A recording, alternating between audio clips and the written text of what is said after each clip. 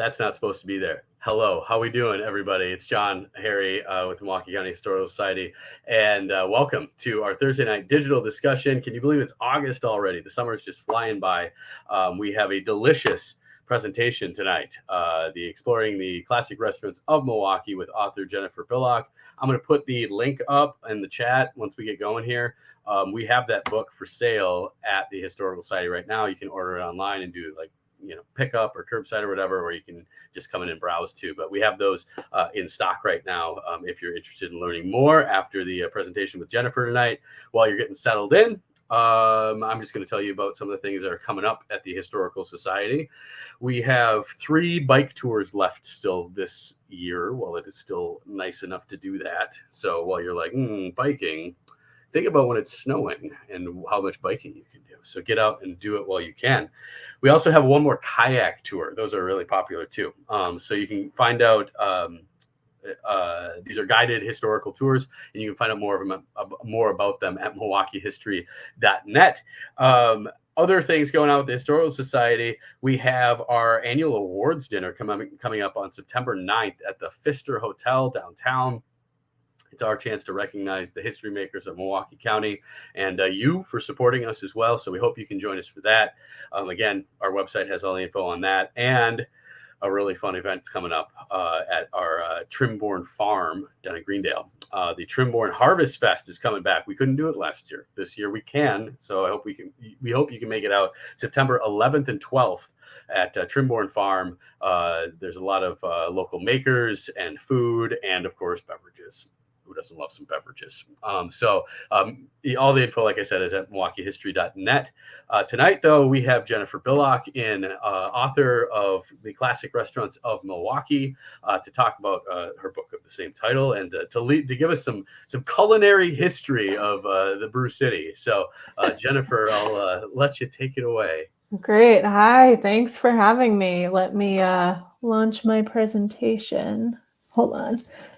I'm so I used to have a PC all the time, and now I have a Mac, and I'm just I don't know what I'm doing. So I don't know how it's tough to switch back and forth, isn't it? Yeah. Okay. All right. Can you see my screen? We can. All right. There'll be a Q&A at the end with Jennifer. So if you have any questions, just throw them in the chat and we'll get to them then. But Jennifer, take it away. All right, thank you. So welcome. This is about my book, Classic Restaurants of Milwaukee, which you can see on your screen. It published, actually, I don't remember when, recently. It published last year. And let me just take you through a little bit of information about the book. So it has about 150 historical restaurants in it, some which are still open, the majority of which are now closed.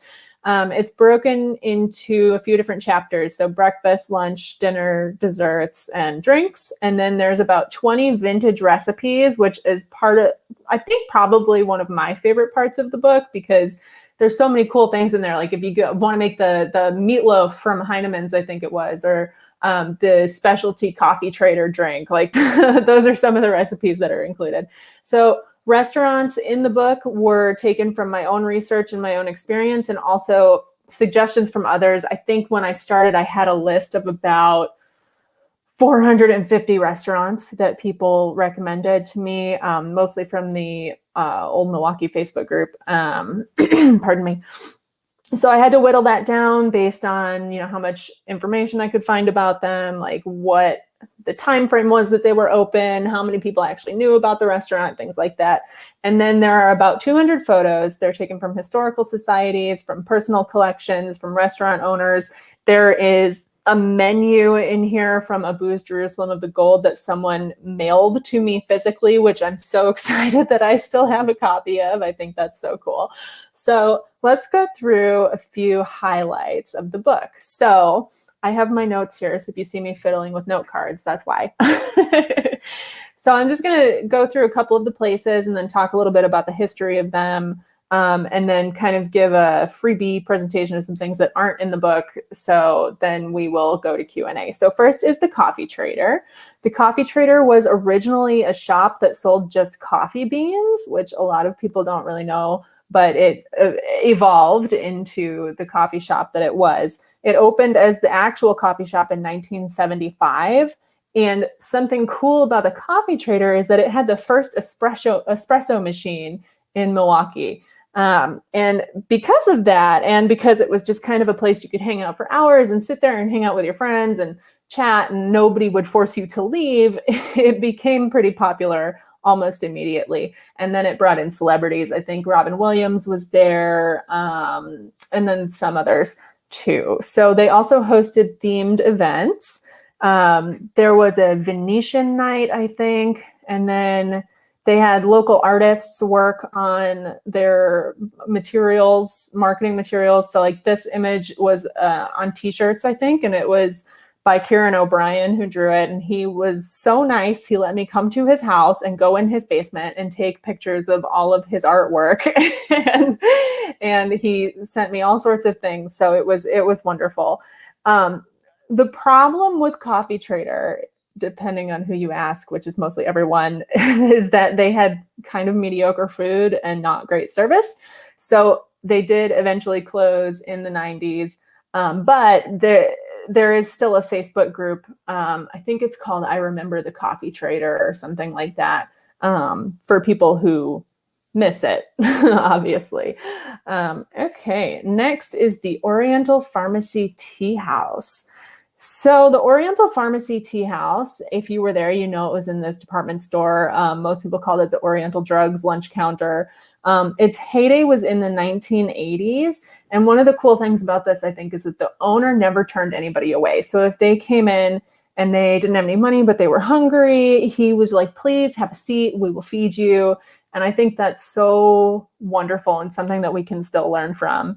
The Oriental Pharmacy Tea House lunch counter was a generational thing. So people would go there with their parents, people would go there with their grandparents. And it just kind of, there was one person who said that they went there every year on the first day of school, which I think is just great to have that kind of a tradition. And so then they would then take their children on the first day of school. So there was a strong sense of community because families would go there, you know, year after year after year, and everybody would get to know each other. It was like you would walk in and everybody would be like, hey, how's it going? And there was a group of regulars, and there's a sculpture by Adolf Rosenblatt, and I think it's currently in Madison. And if it's not, someone please correct me. But he would go in and sit next to the regulars and sculpt them out of clay as they were eating. And then he eventually like pulled them all into this big, just a big piece of the sculpture work of the tea house lunch counter and the regulars that would go there and like the regular cashier and things like that. And when he had a reception when he opened the artwork for the public to see. He had a reception where all of the regulars from the restaurant that were sculpted in the sculpture came in and got to walk around and look at their little versions of themselves, which I think is really cool. And then the Oriental Pharmacy Tea House had a pretty unique menu. One of the things on the menu was called shrimp shapes, and there was no shrimp in the shrimp shapes. So shrimp shapes were actually bits of chopped up seafood that were formed into a shrimp shape and fried. So I'm not sure if I would want to try it. I feel like it's fish sticks, like the modern day fish sticks, but just in shrimp shape form. So the tea house closed in 1995. It is now that location is now the Crossroads Collective Food Hall, but they do have different parts of the Oriental Pharmacy Tea House there. So they do have the old cash register. I think it's on display. I'm not 100% sure that they're using it or not, but please go there, have a look, see if you can, you know, feel the vibe of the lunch counter. Next, we're going to talk about White Tower, which I absolutely love this story. So White Tower was White Castle's biggest competitor for quite some time. They opened shortly after White Castle actually began. And the owners of White Tower wanted to replicate White Castle. So they studied White Castle so they could replicate their success, right? So they would go in and measure the floor plans of White Castles in order to copy the floor plan. They would use the same architectural design and color scheme. They had the same menu prices. They had the same burger style. They poached employees. They would have managers come in and start work there and be like, no, you're doing these things right. You're doing these things wrong. And then they would have like change their processes so they could be more and more like White Castle. They even had a similar slogan. So White Castles was buy 'em by the sack, and White Towers was take home a bag full. So by 1930, White Tower was one of the largest burger chains in the country. And of course, White Castle was going to notice that someone was trying to basically be them. So they were sued in 1929 by White Castle. And White Tower obviously lost the lawsuit. They had to pay an $80,000 licensing fee. They had to switch their design style, and any renovations for any of the restaurants had to go through White Castle's approval process so that they didn't, they weren't close enough to White Castle's design. But what I think is really funny is that White Tower decided to switch their style to like a 1930s Art Deco type thing, which customers loved even more. So even after White Castle tried to like get rid of them, they were still growing because people loved the new design and they still loved the same burgers and everything like that. The last one closed in 1976, but there are still, I think, 3 of the original White Tower buildings. One in Racine. I believe there's one in Milwaukee, and I'm not sure where the third one is, but I know you can go and check them out. Okay, and next is the Public Natatorium, the worst idea ever for a restaurant. So in the late 1880s, Milwaukee opened a bunch of public baths or public pools because, plumbing wasn't that great. Not a lot of homes had indoor bathrooms, indoor showers, whatever. So they opened these pools so residents could come and swim, they could shower, they could just, kind of enjoy themselves. But as plumbing got better in the city, the natatoriums began to close. The last one closed in 1977, and then it was taken over by the Public Natatorium restaurant in 1979. And you can see in the picture, this is after the natatorium officially closed for good, like their doors are boarded up and things like that. There was a much better picture that I was unable to find the original source for, so I couldn't use it, but it was like a menu and a picture of the pool. It was really cool. So at the Public Natatorium, you would go to dinner and you would see a dolphin show. So they kept the pool from the Public Natatorium and they added dolphins. At first, 2 dolphins, and then eventually they added 2 more. And then by 1981, they had an entire exotic menagerie, including, I think it's a macaw that would follow people to the bathroom and wait until they were in the stall and then start tapping on the on the stall door. So if you could imagine being interrupted in the restroom by a tropical bird. So they had 5 dolphin shows daily. It closed in 1985, and it closed for a few reasons. First of all, they were going bankrupt. They were just hemorrhaging money. They used the finest china. They used real beautiful flowers. They had tons of money they needed to use to maintain the pool, to feed the animals, and it was just bleeding them dry. It was owned by the same people that owned J.J. Garlics. So eventually, when they were running out of money, they had to make some compromises, I guess, with the animals.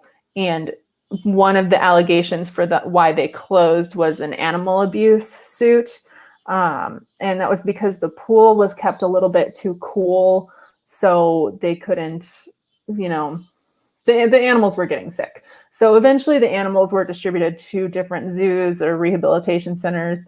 And the restaurant itself closed, which I don't know that that's necessarily the worst thing, because it seems like a really cool idea in concept, but also like horrible for animals. And can you imagine the smell, right? If you're eating your dinner and you're next to like an aquarium, I don't I don't think I would want to eat there.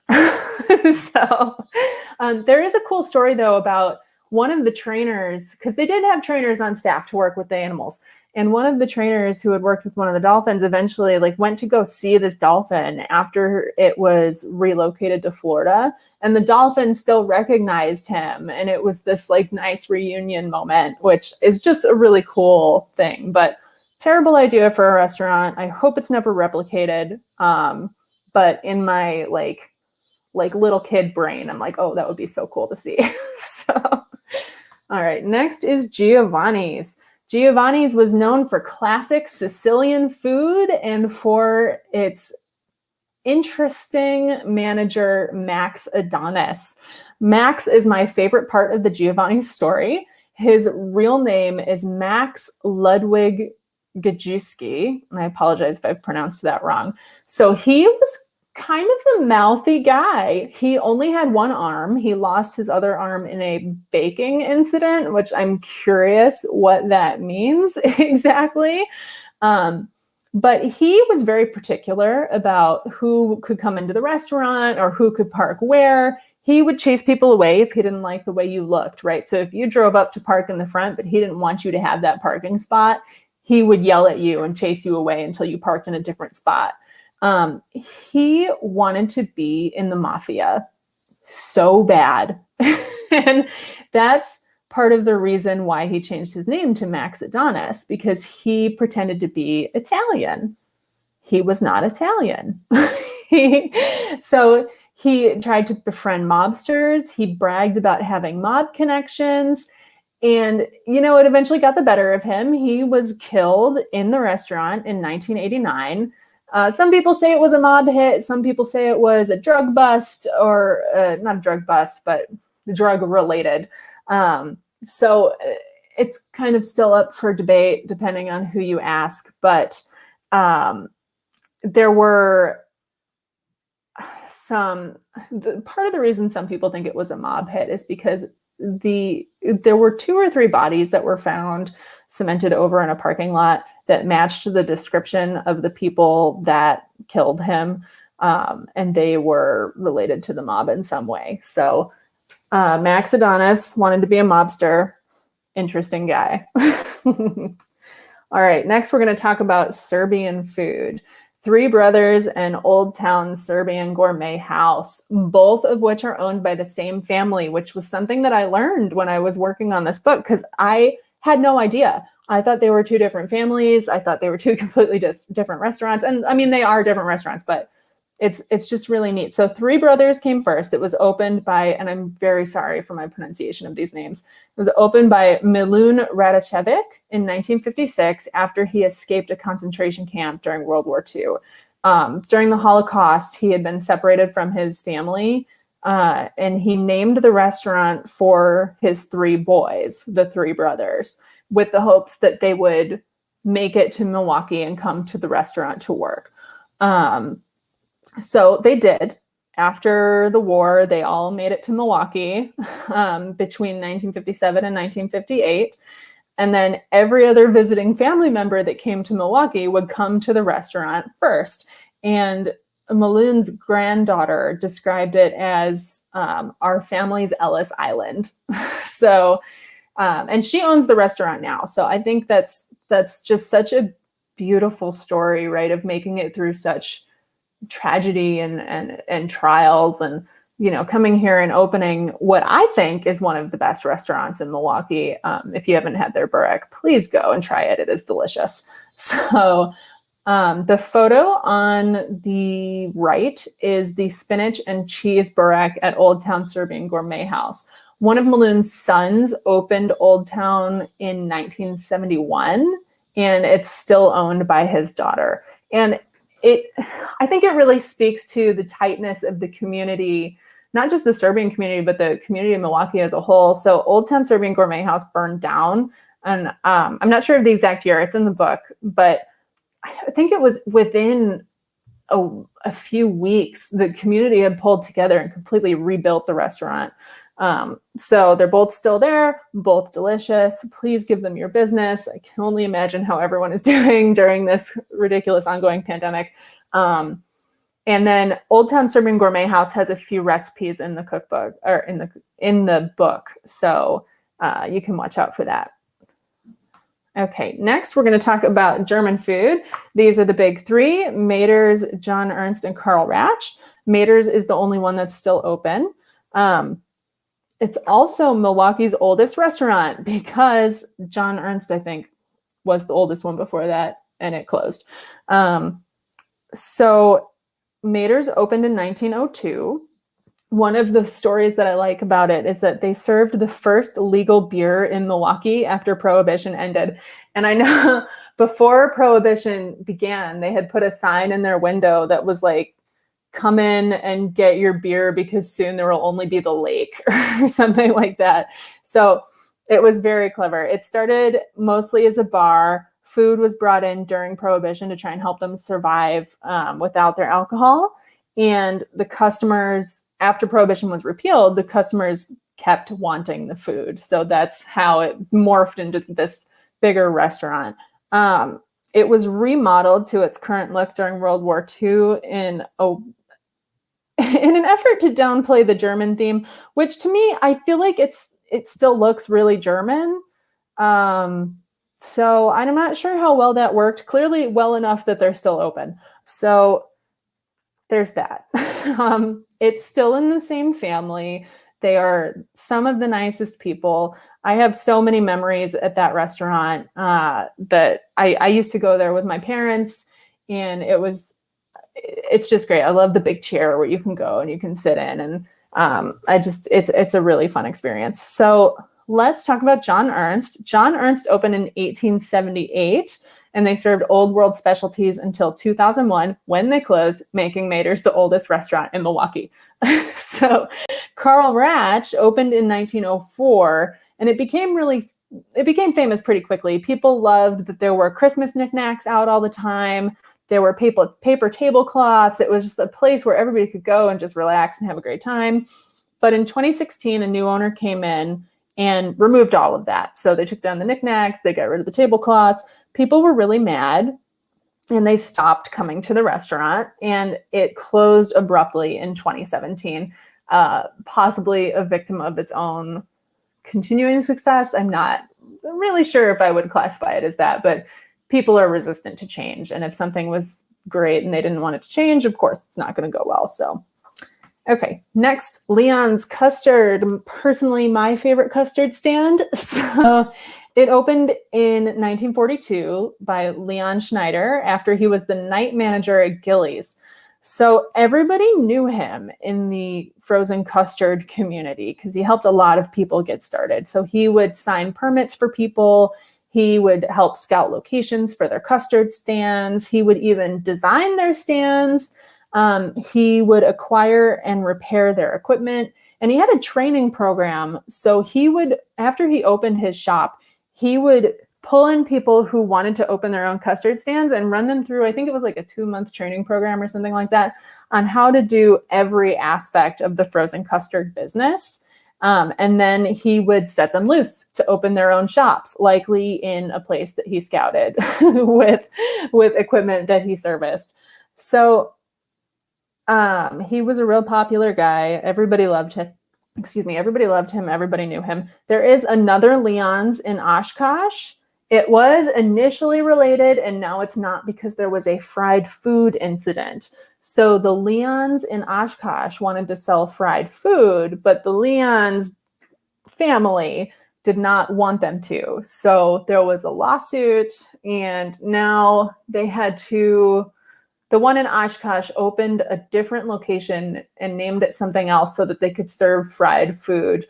But the problem was that the original Leon's didn't want to compromise the quality of the custard by selling things that weren't custard. So they didn't allow it, and they licensed the business and the name as a whole, instead of allowing the fried food to happen. So now you can go to Oshkosh and get Leon's custard in one spot and pseudo Leon's fried food in another spot. Okay, and then there are some other stories, fun stories in the book that I don't have slides for, but I just want to go through really quick. So the Goldman's lunch counter that went missing. Excuse me. And these are just little teasers. So I want you to go and look them up in the book and let me know what you think. So the Goldman's lunch counter went missing. Watt's tea room and its abrupt closure. Everybody loved their sunshine cake. The recipe for that is in the book, which I'm so excited about because that cake was delicious. Suburbia has a really interesting story about tax evasion and a lawsuit surrounding spices and a former owner who changed all the locks on the buildings and stole the spice mixes. So go check it out. With Snugs, there's a fun story about a mafia takedown with an undercover birthday party and a fake phone and a fake photographer. And just, it's really interesting how they were able to, the FBI kind of weaseled their way in there and was able to take down the whole situation. The Cardaro Club was Milwaukee's first pizza parlor. Excuse me. And then John Hawkes has a cool story about this couple who used to go there every year for their anniversary. And then the story is about what they did after John Hawkes said that they were closing. And then the Harp had a full Irish wake for their previous location. So there's a story about that in the book. And then, pardon me. And then Von Trier's bow and arrow murder mystery, which I learned about on, not on a ghost tour. It was a tour through the Harley Museum. It was like a beer and brats and some sort of tour named like that. But they took us by Von Trier and told us all about this crazy bow and arrow story. And then I wanted to pull out some pictures that didn't make it in the book. So I had hundreds and hundreds and hundreds of pictures to sift through. I mentioned in the beginning that I only used about 200. And there were some really good ones that I had to cut, unfortunately. So this first one is Glorioso's very first store. And I love the truck in front of it. I just think it's perfect in this picture. The second one is Gillies in the 1940s. And you can see how crazy popular it always has been. And then we've got the Greeby sign. I think that's the original sign. I don't know that it's still there. If someone knows, please let me know. And then after that is the Big Boy sign. There's a lot of interesting history with the Big Boy. My favorite story about that is when the company was concerned that having this like Big Boy as the mascot would turn people away from eating their food. So they did a study where they got rid of the mascot, and you can read about what happened. The next picture is a line outside of George Webb. I think it was either an opening of this restaurant or it was after they promised free burgers after the brewers did something specific that's written in the book. The next picture is the sunshine cake. Looks delicious, tastes delicious. Definitely get the book, make the recipe, and I hope you love it and remember it from any of your time spent at the tea room.